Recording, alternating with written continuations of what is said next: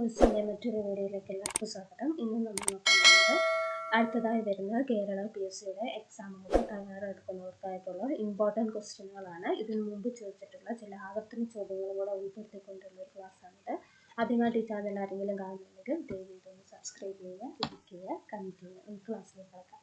ഇന്ത്യയിലെ ഏറ്റവും വലിയ തുറമുഖം മുംബൈ തുറമുഖമാണ്. ഇന്ത്യയിലെ ഏറ്റവും വലിയ തുറമുഖമാണ് മുംബൈ തുറമുഖം. ആധുനിക ബുദ്ധൻ എന്നറിയപ്പെടുന്നത് BR അംബേദ്കർ ആണ്. BR അംബേദ്കർ ആണ് ആധുനിക ബുദ്ധൻ എന്ന് അറിയപ്പെടുന്നത്. പ്രച്ഛന്ന ബുദ്ധൻ എന്നറിയപ്പെടുന്നത് ആരാണ്? ശങ്കരാചാര്യനാണ് പ്രച്ഛന്ന ബുദ്ധൻ എന്ന് അറിയപ്പെടുന്നത്. രണ്ടാം ബുദ്ധൻ എന്നറിയപ്പെടുന്നത് വാസുദേവനാണ് രണ്ടാം ബുദ്ധൻ എന്ന് അറിയപ്പെടുന്നത്. ആധുനിക ബുദ്ധൻ BR അംബേദ്കർ ആണ്. പ്രച്ഛന്ന ബുദ്ധൻ ശങ്കരാചാര്യനാണ്. രണ്ടാം ബുദ്ധൻ എന്നറിയപ്പെടുന്നത് വാസുദേവൻ. ജലദോഷം ബാധിക്കുന്നത് ശരീരത്തിന്റെ ഏത് വ്യവസ്ഥയാണ്? ശ്വസന വ്യവസ്ഥയാണ്. ശരീരത്തിന്റെ ഏത് വ്യവസ്ഥയാണ് ജലദോഷം ബാധിക്കുന്നത്? ശ്വസന വ്യവസ്ഥയാണ്. ഭൂമിയിൽ നിന്നും നക്ഷത്രങ്ങളുടെ ദൂരം അളക്കുന്ന യൂണിറ്റ്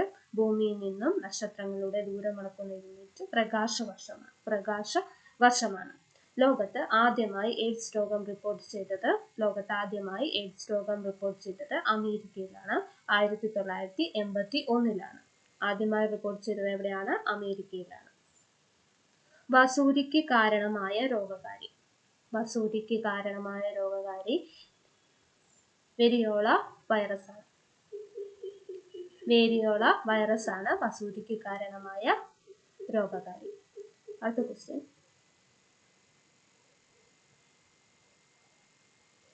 ശ്വേതരക്താണുക്കളുടെ ഉൽപാദനം അമിതമായി കൂടുന്ന അവസ്ഥയാണ് ലുക്കീമിയ എന്ന് പറയുന്നത്. ലുക്കീമിയാണ് ശ്വേതരക്താണുക്കളുടെ ഉൽപാദനം അമിതമായി കൂടുന്ന അവസ്ഥ. രക്താർബുദം എന്നും പറയാം. ഇനി അളവ് കുറയുന്ന അവസ്ഥ എന്താണ്? ശ്വേതരക്താണുക്കളുടെ ഉൽപാദനം കുറയുന്ന അവസ്ഥയാണ് ലൂക്കോപീനിയ എന്ന് പറയുന്നത്. ലൂക്കോപീനിയാണ് അളവ് കുറയുന്ന അവസ്ഥ. കൂടുന്ന അവസ്ഥ ഏതാണ്? ലുക്കീമിയ.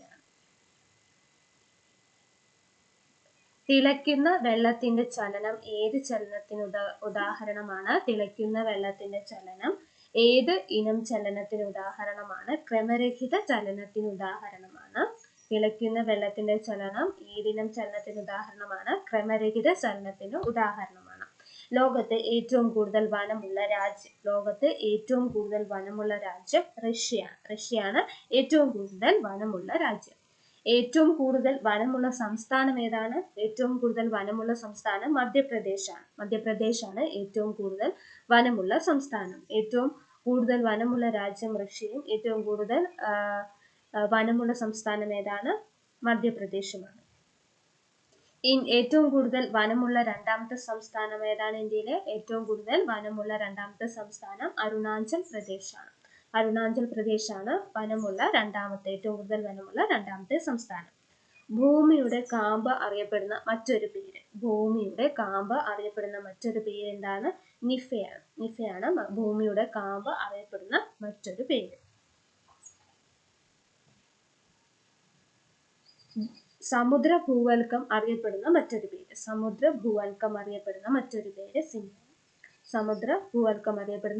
പേര് സിംഹം. കേരളത്തിൽ കൂടുതൽ കണ്ടൽക്കാടുകളുള്ള ജില്ല ഏതാണെന്ന് ചോദിച്ചാൽ ഏതാണ്? കണ്ണൂരാണ്. കേരളത്തിൽ ഏറ്റവും കൂടുതൽ കണ്ടൽക്കാടുകളുള്ള ജില്ല കണ്ണൂരാണ് ഏറ്റവും കൂടുതൽ കണ്ടൽക്കാടുകളുള്ള ജില്ല. ഇന്ത്യയിൽ ഏറ്റവും കൂടുതൽ കണ്ടൽക്കാടുകളുള്ള സംസ്ഥാനം ഏതാണ്? പശ്ചിമ ബംഗാളാണ് ഏറ്റവും കൂടുതൽ കണ്ടൽക്കാടുകളുള്ള ഇന്ത്യയിലെ സംസ്ഥാനം. ഇനി കേരളത്തിൽ ഏറ്റവും കൂടുതൽ കണ്ടൽക്കാടുകളുള്ള ജില്ല കണ്ണൂരാണ്. തീരദേശ സംരക്ഷണ ദിനം എന്നാണ്? ഫെബ്രുവരി 1. ഇനി ലോകാരോഗ്യ ദിനം എന്നാണ്? ഏപ്രിൽ 7. ക്വിറ്റ് ഇന്ത്യ ദിനമായി ആചരിക്കുന്നത് എന്നാണ്? ഓഗസ്റ്റ് 9 ഓഗസ്റ്റ് 9 ക്വിറ്റ് ഇന്ത്യ ദിനമായി ആചരിക്കുന്നത്. അടുത്ത ക്വസ്റ്റ്യൻ, ദേശീയ വാക്സിനേഷൻ ദിനം എന്നാണ്? മാർച്ച് 16. അപ്പൊ തീരദേശ സംരക്ഷണ ദിനം ഫെബ്രുവരി 1 ലോകാരോഗ്യ ദിനം ഏപ്രിൽ 7 കിറ്റ് ഇന്ത്യ ദിനമായി ആചരിക്കുന്നത് ഓഗസ്റ്റ് 9 ദേശീയ വാക്സിനേഷൻ ദിനം എന്നാണ് മാർച്ച് 16 അടുത്ത ക്വസ്റ്റ്യൻ സിനിമയാക്കിയ ആദ്യ മലയാള നോവൽ ഏതാണ്? സിനിമയാക്കിയ ആദ്യ മലയാള നോവൽ ഏതാണ്? മാർത്താണ്ഡവർമ്മയാണ് സിനിമയാക്കിയ ആദ്യ മലയാള നോവൽ. ഇന്ത്യയുടെ ദേശീയ ഫലം എന്ന് വിശേഷിപ്പിക്കപ്പെടുന്നത് മാങ്ങയാണ് ഇന്ത്യയുടെ ദേശീയ ഫലം എന്ന് വിശേഷിപ്പിക്കപ്പെടുന്നത്. ശാസ്ത്രീയമായി മുയൽ വളർത്തുന്ന രീതിക്ക് പറയുന്ന പേരെന്താണ്? ശാസ്ത്രീയമായി മുയൽ വളർത്തുന്ന രീതിക്ക് പറയുന്ന പേരാണ് കൂണിക്കൾച്ചർ എന്നാണ് ശാസ്ത്രീയമായി മുയൽ വളർത്തുന്ന രീതിക്ക് പറയുന്ന പേര്.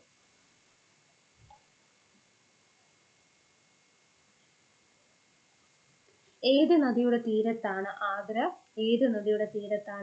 യമുന നദിയുടെ തീരത്താണ് ആഗ്ര. തിരുവനന്തപുരം ജില്ലയിലെ ഏറ്റവും നീളം കൂടിയ നദി ഏതാണ്? വാമനപുരം നദിയാണ് തിരുവനന്തപുരം ജില്ലയിലെ ഏറ്റവും നീളം കൂടിയ നദി. ബാരിസ് എന്നറിയപ്പെടുന്ന നദി ഏതാണ്? പമ്പാ നദിയാണ്. അപ്പൊ പമ്പാ നദി അറിയപ്പെടുന്ന മറ്റൊരു പേരാണ് ബാരിസ് എന്ന്. ഗംഗയുടെ ഏറ്റവും വലിയ പോഷക നദി യമുനയാണ്. ഈ നദികളുമായി ബന്ധപ്പെട്ട് പല പേരുകളിൽ അറിയപ്പെടുന്നത് ചോദിക്കാറുണ്ട്. പോഷക നദി ഏതാണെന്ന് ചോദിക്കാറുണ്ട്. അപ്പൊ ഇതൊക്കെ ഇമ്പോർട്ടന്റ് ക്വസ്റ്റ്യൻ ആണ്, മനസ്സിലാക്കി തന്നെ പഠിച്ചു പോവുക. ഗംഗയുടെ ഏറ്റവും വലിയ പോഷക നദി ഏതാണ്? യമുനയാണ്. കേരളത്തിലെ ഏറ്റവും തെക്കേ അറ്റത്തുള്ള നദി ഏതാണ്? നദി ഏതാണ്?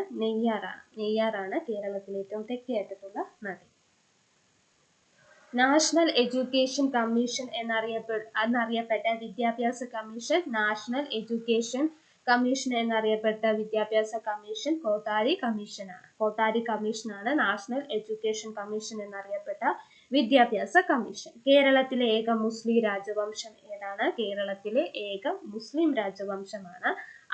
രാജവംശമാണ് അറക്കൽ രാജവംശമാണ് കേരളത്തിലെ ഏക മുസ്ലിം രാജവംശം.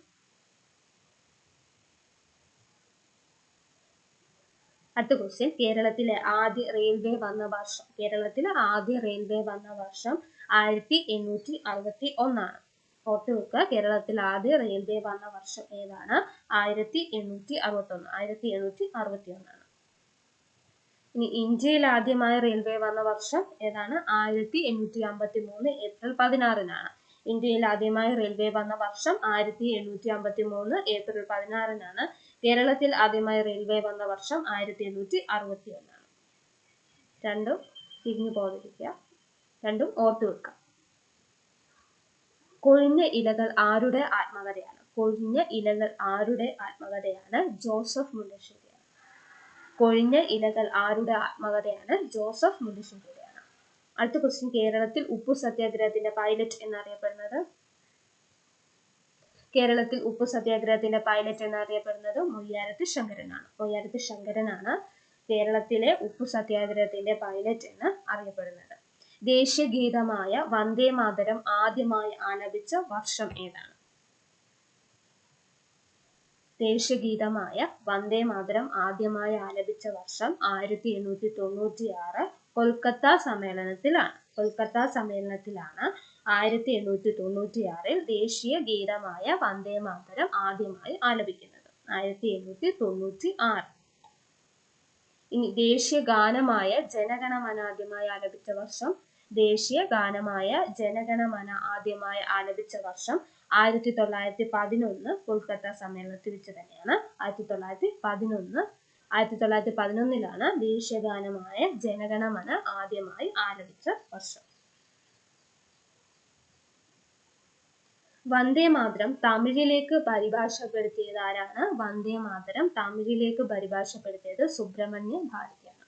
സുബ്രഹ്മണ്യ ഭാരതിയാണ് വന്ദേ മാതരം തമിഴിലേക്ക് പരിഭാഷപ്പെടുത്തിയത്. ഇനി ഏറ്റവും കുറവ് വനമുള്ള സംസ്ഥാനം ഏതാണ്?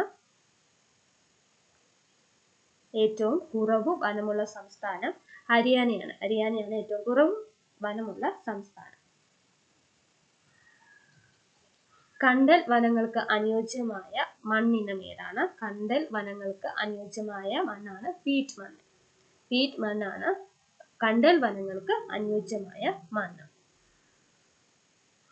കുങ്കുമ കൃഷിക്ക് അനുയോജ്യമായ മണ്ണ് ഏതാണ്? കരേവ മണ്ണാണ്. കരേവ മണ്ണാണ് കുങ്കുമ കൃഷിക്ക് അനുയോജ്യമായ. ഇതൊക്കെ ഇമ്പോർട്ടൻറ്റ് ക്വസ്റ്റ്യൻ ആണ്. കുങ്കുമ കൃഷിക്ക് അനുയോജ്യമായ മണ്ണിനം ഏതാണ്? കരേവ മണ്ണാണ്. കണ്ടൽ വനങ്ങൾക്ക് അനുയോജ്യമായ മണ്ണിനം ഏതാണ്? പീറ്റ് മണ്ണ്. ബലത്തിന്റെ യൂണിറ്റ് ന്യൂട്ടൺ ആണ്. ബലത്തിന്റെ യൂണിറ്റ് ഏതാണ്? ന്യൂട്ടൺ ആണ്. ശബ്ദത്തിന്റെ വേഗത ഏറ്റവും കുറഞ്ഞ മാധ്യമം ഏതാണ്? ശബ്ദത്തിന്റെ വേഗത ഏറ്റവും കുറഞ്ഞ മാധ്യമം വാതകമാണ്. ശബ്ദത്തിന്റെ വേഗത ഏറ്റവും കുറഞ്ഞ മാധ്യമം ഏതാണ്? വാതകമാണ്. ആപേക്ഷികത സിദ്ധാന്തത്തിന്റെ ഉപജ്ഞാതാവ് ആരാണ്? ആപേക്ഷിക സിദ്ധാന്തത്തിന്റെ ഉപജ്ഞാതാവ് ആരാണ്? ആൽബർട്ട് ഐൻസ്റ്റീൻ ആണ്. ആൽബർട്ട് ഐൻസ്റ്റീൻ ആണ് ആപേക്ഷികത സിദ്ധാന്തത്തിന്റെ ഉപജ്ഞാതാവ്. ലോകത്തിലെ ഏറ്റവും പ്രായം കുറഞ്ഞ പർവ്വതനിര. ലോകത്തിലെ ഏറ്റവും പ്രായം കുറഞ്ഞ പർവ്വതനിര എന്നറിയപ്പെടുന്നത് ഏതാണ്? ഹിമാലയമാണ്. ഹിമാലയമാണ് ലോകത്തിലെ ഏറ്റവും പ്രായം കുറഞ്ഞ പർവ്വതനിര എന്നറിയപ്പെടുന്നത് ഏതാണ്? ഹിമാലയമാണ്. സ്ത്രീ പുരുഷ അനുപാതം ഏറ്റവും കുറവുള്ള സംസ്ഥാനം ഏതാണ്? സ്ത്രീ പുരുഷ അനുപാതം ഏറ്റവും കുറവുള്ള സംസ്ഥാനം ഹരിയാനയാണ്. സ്ത്രീ പുരുഷ അനുപാതം ഏറ്റവും കുറവുള്ള സംസ്ഥാനം ഏതാണ്? ഹരിയാനയാണ്. ഇനി സ്ത്രീ പുരുഷ അനുപാതം ഏറ്റവും കൂടുതലുള്ള സംസ്ഥാനം ഏതെന്ന് ചോദിച്ചാൽ കേരളമാണ്. സ്ത്രീ പുരുഷ അനുപാതം ഏറ്റവും കൂടുതലുള്ള സംസ്ഥാനം ഏതാണ്? ഹരിയാനയാണ്. സ്ത്രീ പുരുഷ അനുപാതം ഏറ്റവും കുറവുള്ള സംസ്ഥാനം ഹരിയാന. സ്ത്രീ പുരുഷ അനുപാതം ഏറ്റവും കൂടുതലുള്ള സംസ്ഥാനം ഏതാണ്? കേരളമാണ്. സ്ത്രീ പുരുഷ അനുപാതം ഏറ്റവും കൂടുതലുള്ള സംസ്ഥാനം കേരളമാണ്. പറഞ്ഞാൽ തെറ്റിപ്പോയി തോന്നുന്നത്. കുറവുള്ളത് ഹരിയാന, കൂടുതലുള്ളത് കേരളമാണ്. മനുഷ്യ ശരീരത്തിൽ വിറ്റാമിൻ ഡി നിർമ്മിക്കുന്നത് ഏത് ഭാഗത്താണ്? മനുഷ്യ ശരീരത്തിൽ വിറ്റാമിൻ ഡി നിർമ്മിക്കുന്നത് ഏത് ഭാഗത്താണ്? ത്വക്കിലാണ്. മനുഷ്യ ശരീരത്തിൽ വിറ്റാമിൻ ഡി നിർമ്മിക്കുന്നത് ത്വക്ക് ഭാഗത്താണ്. മനുഷ്യന്റെ ആമാശയത്തിലെ ആസിഡ് ഏതാണ്?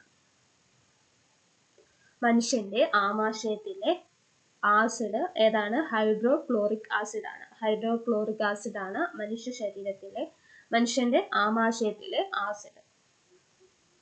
ഇനി ശരീരത്തിലെ ആന്തരിക അവയവങ്ങളെ സംരക്ഷിക്കുന്ന അസ്ഥികൂടത്തിന്റെ ഭാഗം.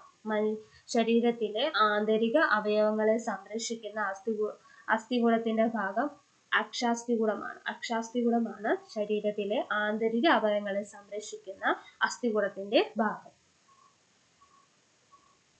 ലാസ്റ്റ് ക്വസ്റ്റ്യൻ ആണ്. രാജ്യസഭ അറിയപ്പെടുന്ന മറ്റൊരു പേര് എന്താണ്? രാജ്യസഭ അറിയപ്പെടുന്ന മറ്റൊരു പേരെന്താണ്? ഉപരിസഭയാണ്. ഉപരിസഭയാണ് രാജ്യസഭ അറിയപ്പെടുന്ന മറ്റൊരു പേര്. ഉപരിസഭയാണ്.